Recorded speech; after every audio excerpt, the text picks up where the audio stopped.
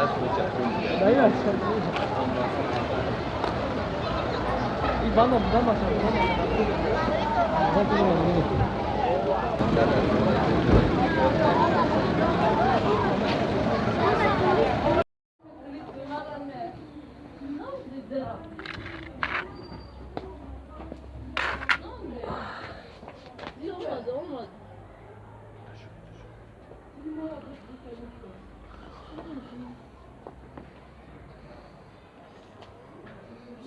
Olmadı.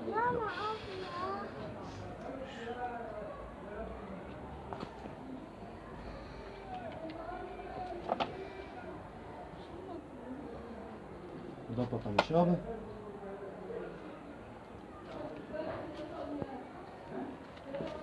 Olmadı ya. Ne şimdi geri geleyim.